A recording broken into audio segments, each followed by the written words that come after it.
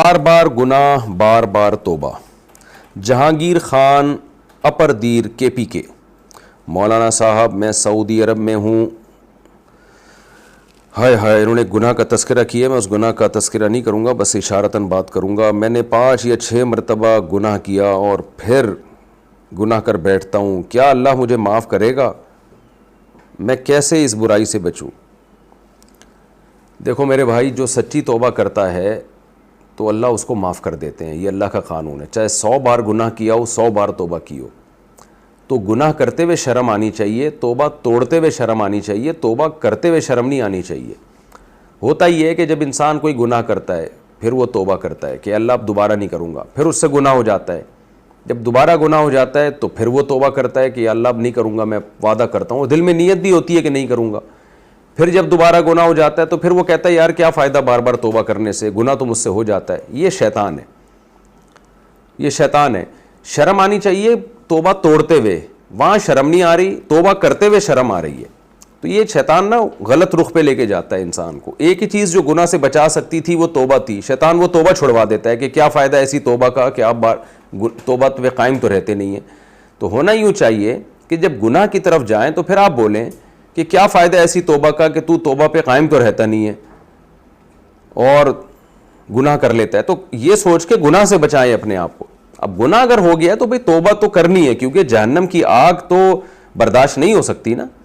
یا آپ نے کمپرومائز کر لیا کہ چونکہ میں بار بار گناہ کر رہا ہوں اب میں نے جانا جہنم میں, تو جہنم کی آگ برداشت نہیں ہو سکتی. 100 بار گناہ ہوا ہے تو 100 بار توبہ کریں. اللہ سے بولیں کہ اللہ میں نہیں اس پہ, میں دوبارہ توبہ کرتا ہوں.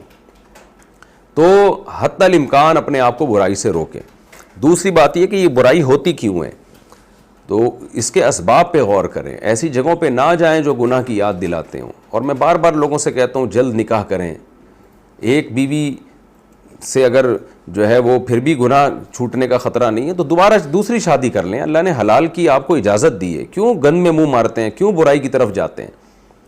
تو اپنے آپ کو جس حد تک ممکن ہو گناہ سے روکیں. علماء کے بیانات میں بیٹھا کریں. وہاں سعودی عرب میں بڑے علماء جو بزرگ علماء ہیں, جو نیک پرہیزگار ہیں, عرب ہوں, ان کی صحبت میں جا کے بیٹھیں. یا کوئی انڈیا پاکستان کے علماء ہوں جو نیک بزرگ ہوں, ان کی صحبت میں جا کے بیٹھیں, تبلیغ میں وقت لگائیں.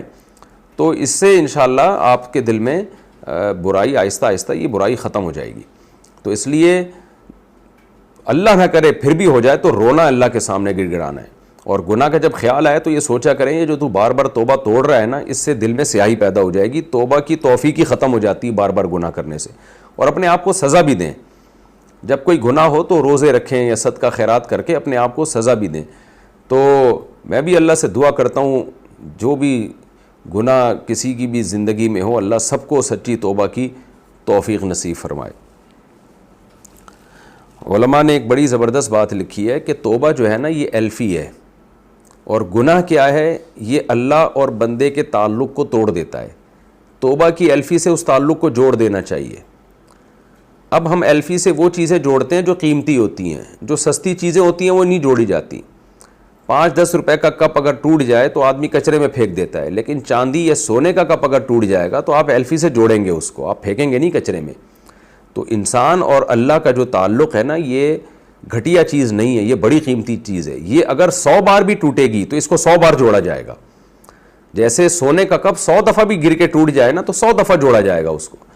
لیکن اگر 5-10 روپے کا کپ ہے وہ ایک دفعہ بھی ٹوٹتا ہے, انسان اس کو کچرے میں پھینک دیتا ہے. تو آپ اگر سمجھتے ہو آپ کا اور اللہ کا تعلق یہ بہت سستی چیز ہے, گھٹیا چیز ہے, تو اگر یہ تعلق ایک دفعہ ٹوٹ جائے تو دوبارہ نہ جوڑیں, اس کو ٹوٹا رہنے دیں.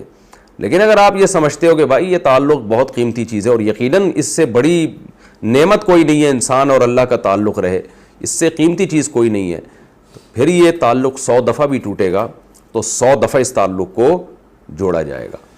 اللہ جو ہے آپ کو توبہ پہ قائم رہنے کی توفیق دے. اور یہ بھی سوچنا چاہیے بڑھاپے میں توبہ کی توفیق نہیں ملتی جب جوانی میں گناہ نہ چھوڑا ہو. خوب سمجھ لیں, بڑھاپے میں طاقت ختم ہو جاتی ہے